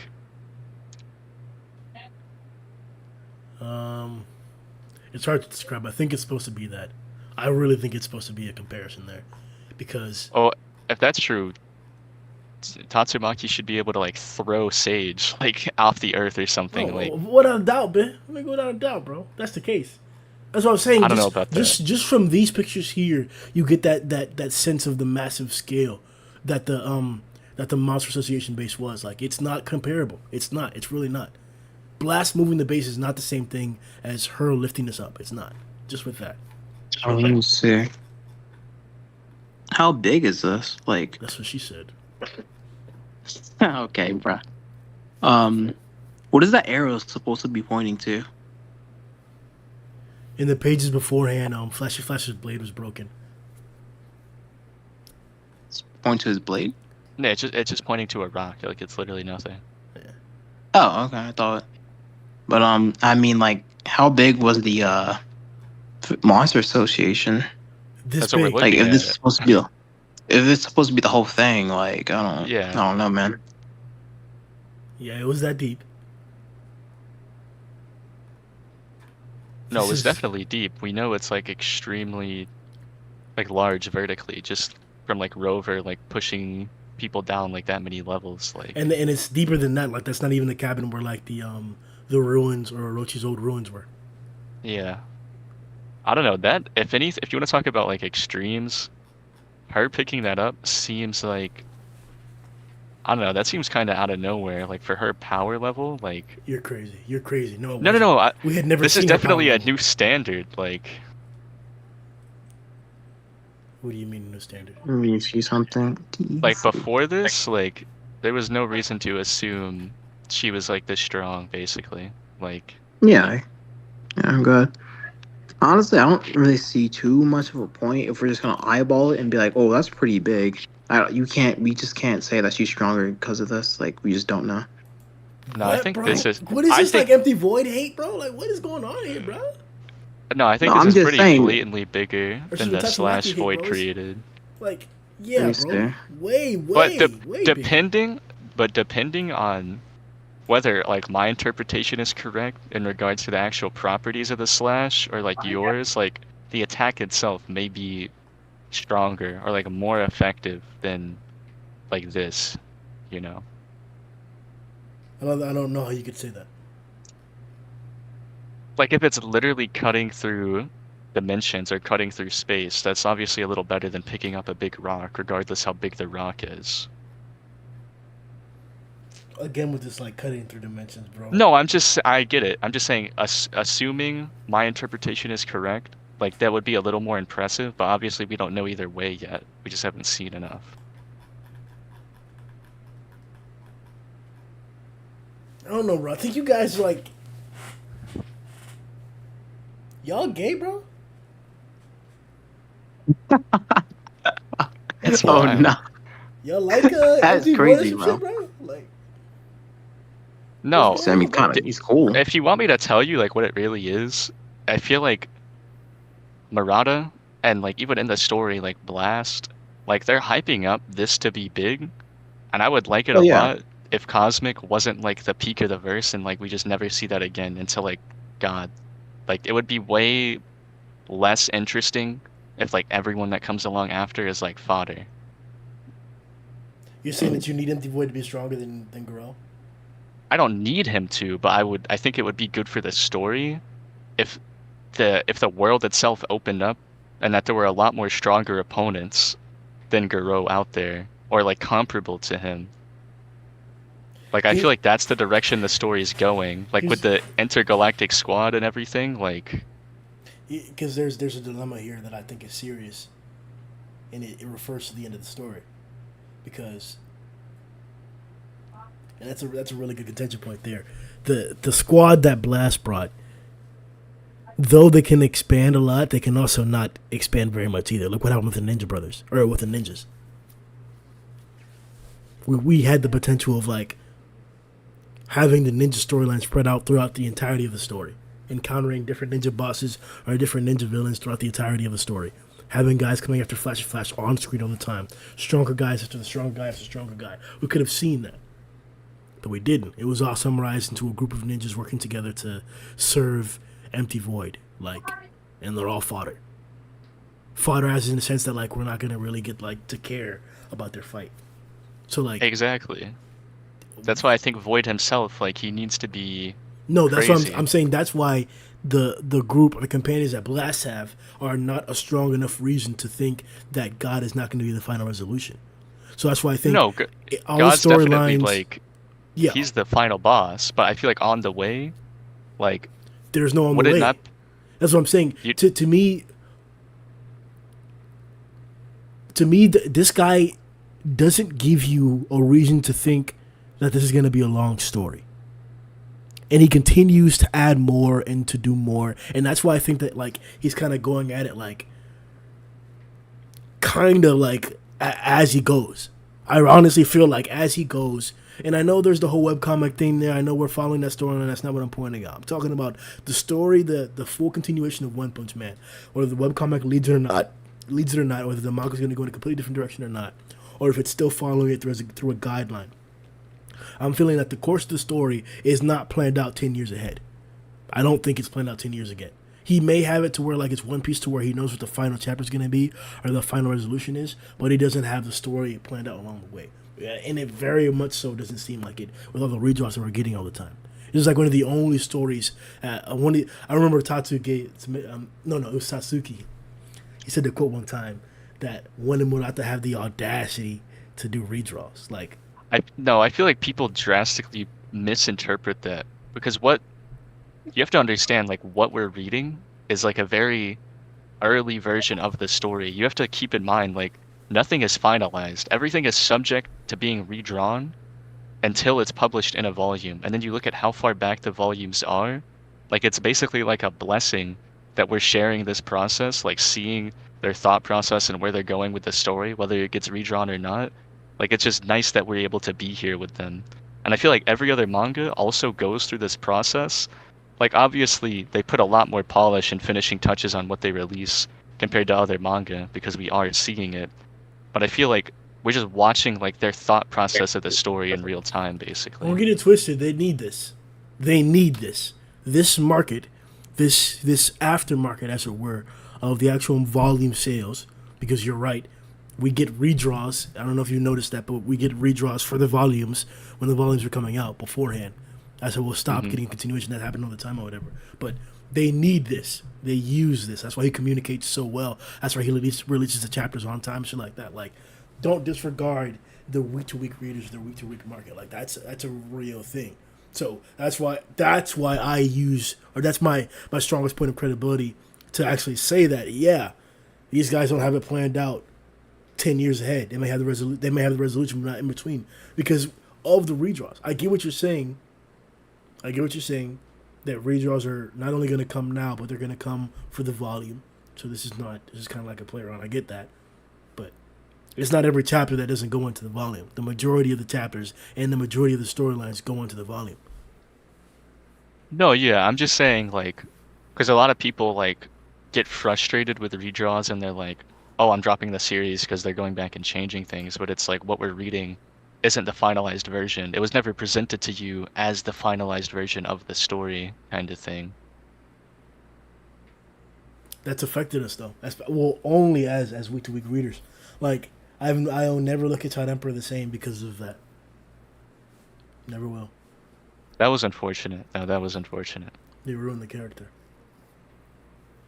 But we'll see. I'm optimistic that it's like a growth thing, that he'll be acting like that in the future. But That's why I'm saying we're blessed though, because any other manga author or illustrator, like the Child Emperor we saw, that like we were able to say the current Child Emperor sucks because we saw that previous version. And most manga we would never know that existed, you know? so I think it's pretty like safe to say that like Tatsumaki's like drill is a greater attack or a more formidable attack than Dimensional Blade in terms of like scale. Yeah, as of like right now. Yeah. I don't think No. there's really any way to disagree with that. Yeah. Now in terms of the utility. Yeah, I of looked at Metal it. Slash. Go ahead, Yeah. go ahead, bro. No, I said I looked at it. Yeah, because like what Tatsumaki does is like we see the curvature of the Earth. So like I looked at Empty Void's feet. You know, we don't really see that. So I think it's definitely stronger. It's just blatantly visually larger, like just on a larger Yeah. scale. Now if we get to confirm that this guy's like in the jungle somewhere and then like he did a slash and it appeared over here at the base in the desert, I think that's still Okay, that'd be something kind of significant. Yeah, yeah. that'd still be significant. Unless you just like cut dimensions and like I don't know, that'd be kind of crazy. I feel like another reason I come to the conclusion that like he's cutting through space or dimensions or whatever is because that's kind of Blast's whole thing, but in like an opposite way. Like Blast manipulates space in a defensive way. So for his direct opponent and previous partner to be Void, who cuts through space in an offensive way, would That'd just be make so a lot of hard. sense. Like Oh my god, that'd be crazy. it would make a lot more sense than him sharing a similar, like kind of offshoot teleportation like attack. I feel like it makes more sense for the yin and yang between good and evil to exist and like a slight similarity in ability. Yeah, I'm not gonna lie. Yeah, he should slam Tatsumaki. Like if he can like cut dimensions, and like he is as fast as he is, Bro, then these yes, niggas he's getting hate fucked. Tatsumaki, bro. It's not me, Well, I bro. love- Grim, focus on what I said, bro. The dichotomy, like, was that not fire? Like, come on. Oh, like I definitely think that this guy has like he has the opportunity to do things that are only going to be beneficial. So like what I was thinking of is like we're now kind of expanding at the Blast scale. We hadn't before. It was just like we were just hearing whispers about Blast. We only had hope of like seeing his silhouette and shit like that. Like, oh, is he gonna talk to us or not? That's what Blast was to us for the majority of like the storyline of One Punch Man. But now, not only have we seen him fight up against Cosmic, now we're in his business. Now he's around. Now his going abouts and the things that he does on his daily routine or his combat routine we're aware of and we may actually get involved with. So with Empty Void being one of the biggest details of that, it kind of happened in reverse though. It's not like we were learning about Blast's world and then Empty Void shows up. It seems like Empty Void shows up and then it's helping us learn and expand about Blast's world. So I'm wondering, is the next thing going to be another outside catalyst like that to where like there's a villain that shows up, he happens to be linked to Blast, so Blast comes and help us again or comes to the storyline again?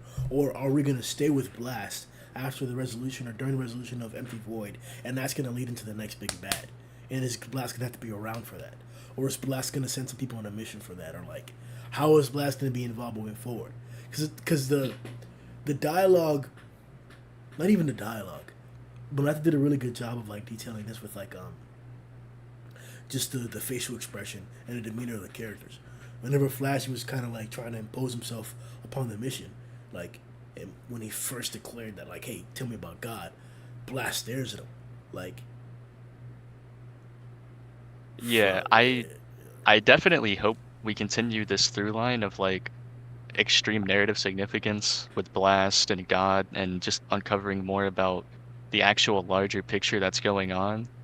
I feel like that could definitely happen while continuing to expand on other things on the side, like the same way we're not just learning about the ninjas right now, we're learning about them in a way that connects with Blast and God.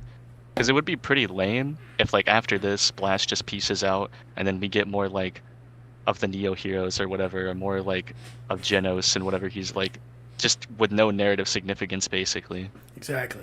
That's the problem. That we go to shit that nobody gives a fuck about, bro. Like that's kind of what I'm Yeah. worried about with, cause for the majority of the story, bro, those things we didn't give a fuck about, they were still hype, bro. Like Suryu didn't show up like when he was super important. Like he wasn't changing the narrative. But bro, did we love fucking Suryu, bro? We loved him on Yeah, screen, but bro. if that happened after this, then it would kind of suck. Like, Will it though? Oh yeah. Will it, bro? you think if we watch this crazy fight between Blast and Void, and then Blast is like, all right, you've seen a piece of like the real world, the real universe, like I'm out, and then we get like a martial arts tournament, like you don't think that would that's kind of like a downscale in terms of like I mean, we just got hype, that. like That's kind of what this is. We just literally got through a fight with Cosmic and like all of the monsters. I would even no, let me not say that. We got through a fight with all of them. So like, is this not a that's what I'm saying. downscale from that?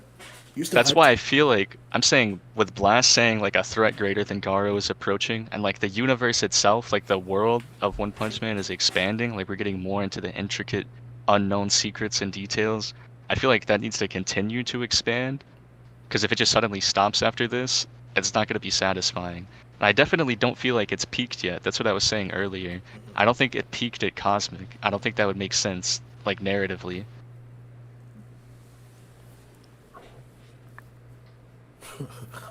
Freddie says, "Who is we?" All right. Yeah, Alfred, I agree with you. The downscale is not always a bad grade. It's not always a downscale is not always a downgrade.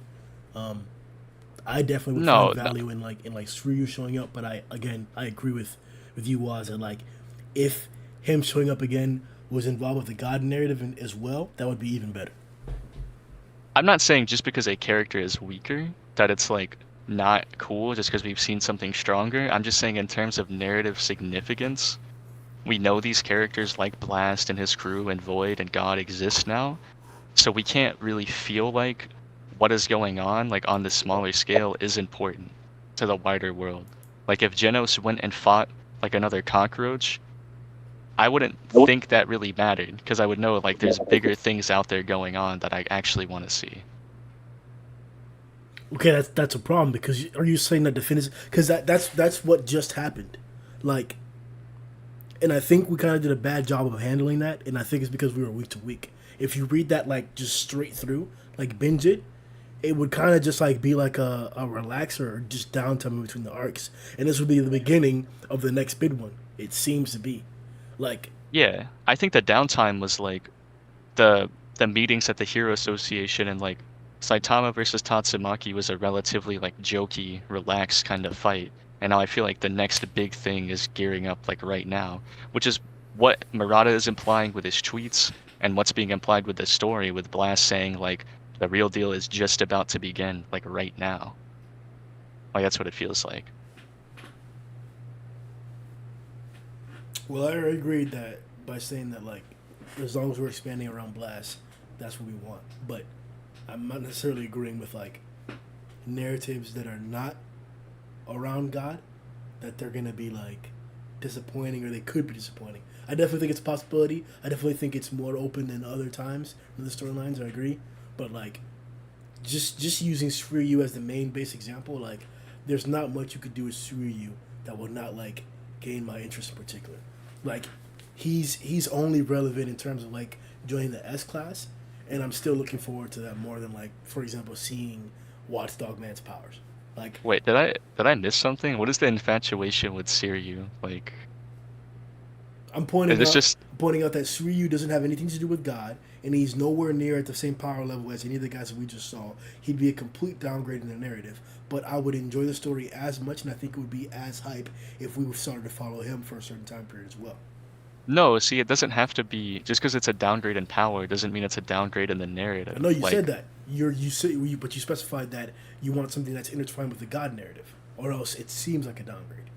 something that it doesn't have to be like directly every chapter like God, God, God. But if it leads to that point and it doesn't just drag on like boring stuff that doesn't matter, that's fine. Like if Siryu, like, I don't want to. I was gonna go to the webcomic for a second, but I won't do that. But there's ways like narrative threads could go together, which is how a good story is written. I 100% agree. 100% agree. If he goes through a gauntlet, and then at the end of the gauntlet he gets offered the power of God or something like that, or like somebody who's watching in the stands was the accolade of God, and then tells God that hey, this guy's strong, and then God starts watching him, and then in the next arc, Suryu comes in, saves the day, and it gets offered by God, something like that. That'd be badass, bro. That'd be that thing. That's fine. All I'm saying is that I would enjoy the beginning of that as much as the end, because it's Suryu. I think I'm just looking at things as like a whole. Like as it's ongoing, Like I a wouldn't whole? really have a. Yeah, bro. I'm saying like in its totality, I want things to be relevant. I'm not saying like, oh, at the beginning or like in the middle, it's not directly related to God. I don't care. I'm just saying like if by the end it doesn't mean anything significant to the narrative at all, then it's probably like just not important. Like And I felt that way about the new samurai disciples. Not only were they much weaker than I thought they would be by their appearance, but it had everything to do with God. And I got like kind of there was a recent chapter.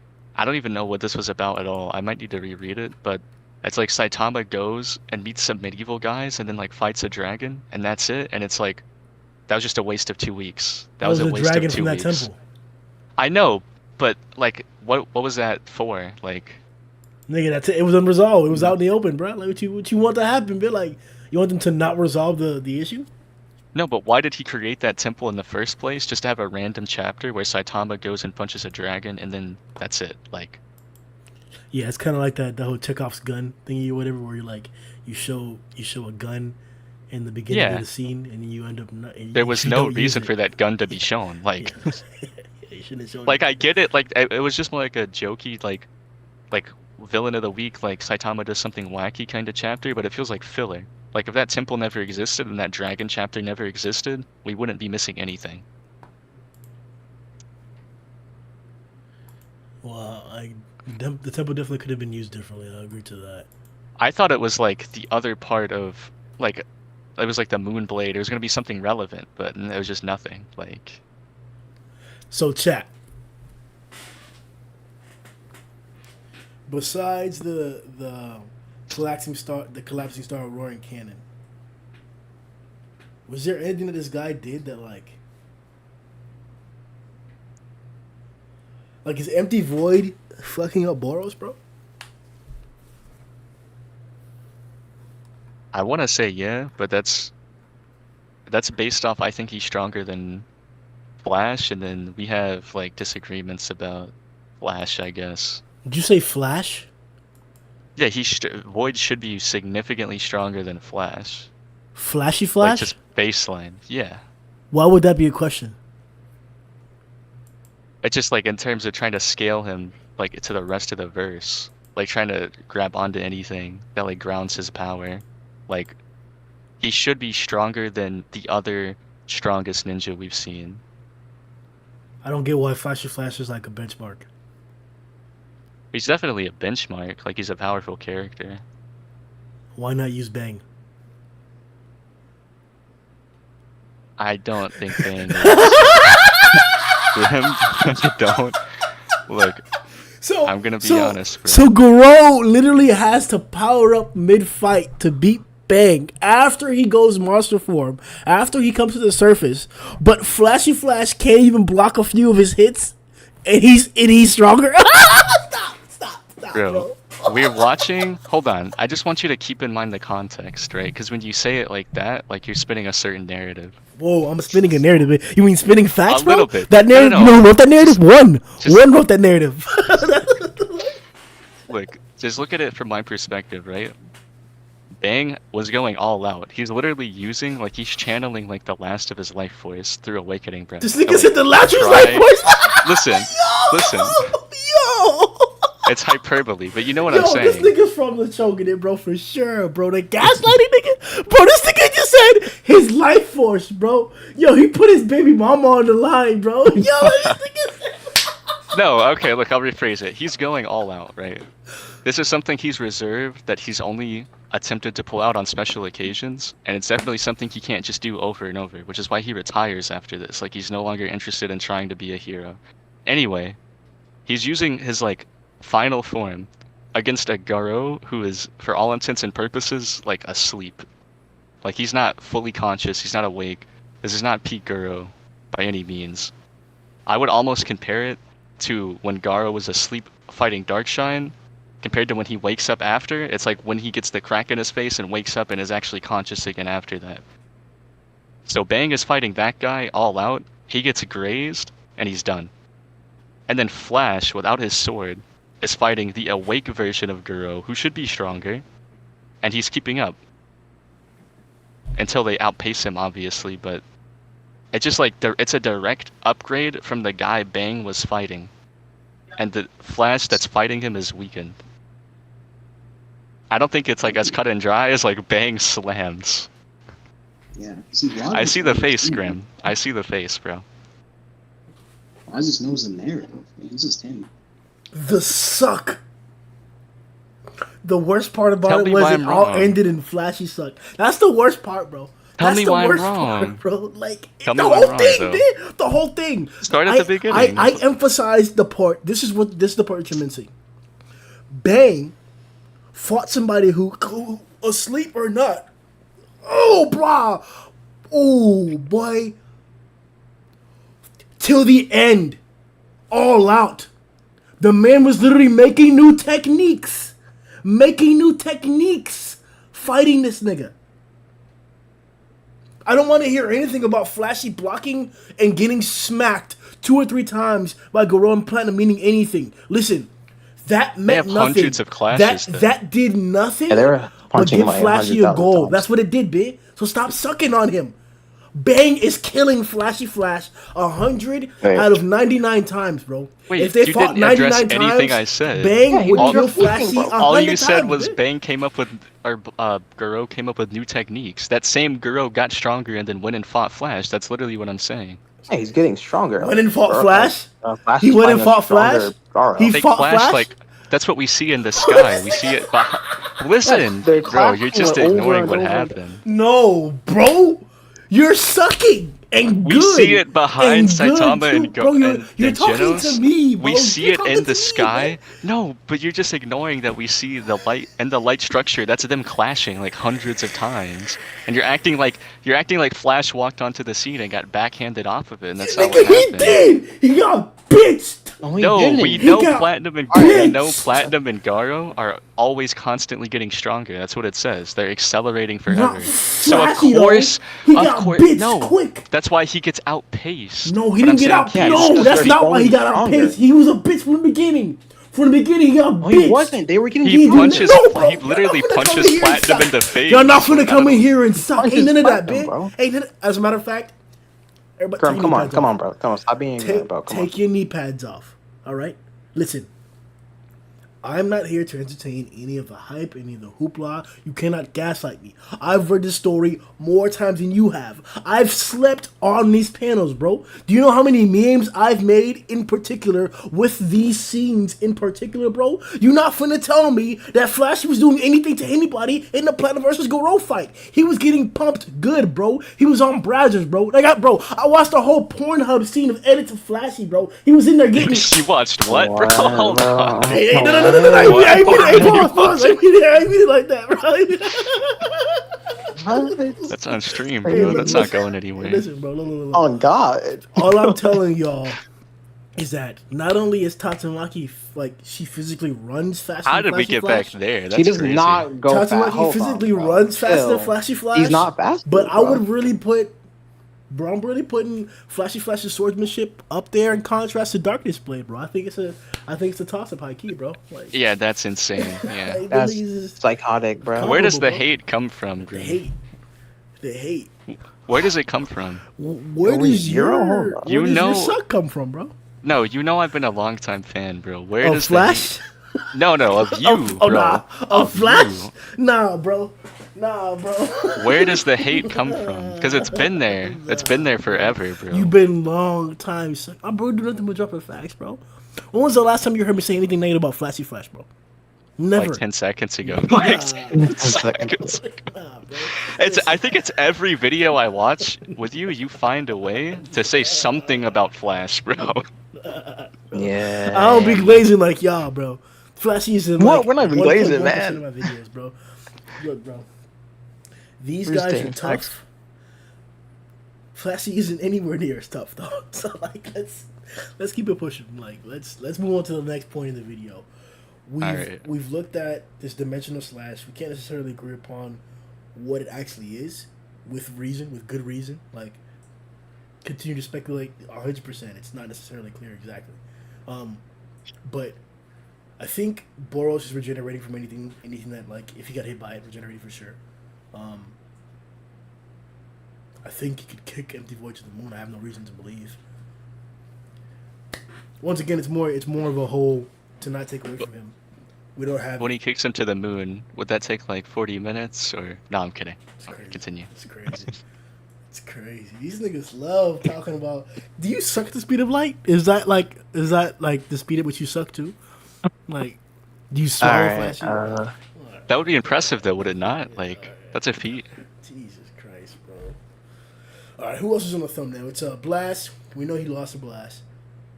No, Blast is that thing. I actually have a question for you about Boros and his regeneration. So, it also revolves around a marble, like just like his subordinates, right? No, Like, that's kind of what we see. no, You don't think so? he doesn't have a marble. That's like what we see cracked, which ultimately like kills him though. No, that's the ship. Hold on, because I don't know if this is an anime only scene or not, but In the anime, it's the ship. it's definitely not the ship. It's the ship in the anime and in the manga. I have it on stream right now. Chapter 36, page 44. So I'm confused. What stopped his regeneration? Because previously he regenerated from being like a paste. So if he's just like a husk on the ground, why like does Saitama's punch have some regen disabling property, or like why did he not just regenerate from that? Don't know why he didn't regenerate again, but he was talking about the entirety of the fight that like it exhausts his energy. That he can't fight like that for that long. Oh, you think he killed himself basically? He definitely wore himself out. He couldn't, like, as you just pointed out, he couldn't come back from it. Like the punch that he did before the serious punch clearly like damn near disintegrated him, and he came back from that. What do you think the odds are that the Boros is actually just Boros, that like Blast came and picked up last second? Nah, bro, he's an alien. Do you really think they would do like another guy of Boros's race? Like, The fact that he's back is such a nostalgic callback and brings so much hype, bro. Like all the anticipation and all the hype is for this character. I think you have to do that. You don't have to do that sometimes, but it's an easy way of giving a character credibility without having to like go out of your way. Just giving him a similar appearance, or like, for example, when you give somebody a similar race, like in One Piece or something like that, or just even like give them the similar ilk. Like for example, if they're samurais from the same school, like, oh, this guy may be like badass because he's a disciple of the same master or something like that. Like things like that give the character credibility. I think the appearance does the same thing. Like Boros has more credibility than the rest of the group because he looks like Boros. I guess so, but it's like, it's undeniable that if it isn't Boros, it's definitely another member of the exact same species. But Boros' whole thing was like he was bored and everyone on his planet died, so he was seeking out other strong opponents. So you would basically have to believe that either there's like a multiverse thing going on and he came from a different universe, or No, Blast bro. went to Boros' planet and swept up a different dude rather than Boros himself, who was on Earth, which it seems like where Blast Bro, operates. there's no reason to believe that has to be the implication. There's no reason to say that those are the only options. Why can't there be a citadel of planets out there, and their race was exploring the cosmos, so there are a bunch of Waros type race niggas all over the universe. Just because their planet's gone doesn't mean that like there are no more I just Waros people. I just feel like Boros would have known that, having traveled around the universe. Like, Maybe, bro. I don't know. Obviously, that's just speculation. That's a side tangent. I think that's all of it though. That's Garou. Well, no, we didn't really talk about Cosmic, but I think that's pretty straightforward. I don't think this guy's even demonic Garou level right now, because the Great Fajin. No, yeah, this guy's demonic Garou level. But it's not cosmic yet. Is it? Is it? Would you guys say he's cosmic level? No, I think there's like a scene when the fight between Saitama and Garou first starts, where Garou, like, they're fighting in the sky and he like kicks him back down to Earth, and it like cracks the area. Like, yeah, you know what I'm talking about. That's he's comparable to that, maybe. Yep, Like, yep. That's what I was thinking of too. Yep, the beginning of that encounter there. Yeah, when they were first throwing hands, that's when like it was hype that Garou was like actually dodging and throwing punches back at Saitama. That's actually when he actually hit Saitama for the first time. All right, yeah, Tat. which is interesting, but I think that's it. I'm personally gonna be like rereading through the arc a little bit, the Martial Association arc, just to get some shit down packed again. I'm really looking forward to like the future with a lot of these like characters. Some of the storylines are underwhelming right now, like the whole Neo Hero thing. I need more build up from that. It's not the primary storyline I'm looking forward to, especially with this setup with Empty Void and Blast now. It definitely looks like the Neo Heroes and all that shit's taking a back seat. But I'm wondering how Morata's going to do a good job of intertwining it. Is it going to be like the super fight thing where like it kind of has to do with the overarching arc, but not necessarily, because like Goketsu went out there to get involved with it, and it was being used to occupy Saitama's time while the rest of the cities were being attacked, things like that. Or is it going to be like a direct setup to where like the leader of the Neo Heroes is also a disciple of God, or like he's going to accept the offer from Empty Void or something like that, or what's going to happen with that aspect? I'm interested to see what goes on with that. Like the video, I think the next chapter drops next week. The original is supposed to be weekly, apparently. Or it was confirmed that they are going to be dropping weekly consecutively and not just the first one. So stay tuned for that. It should be great. Like the video, subscribe,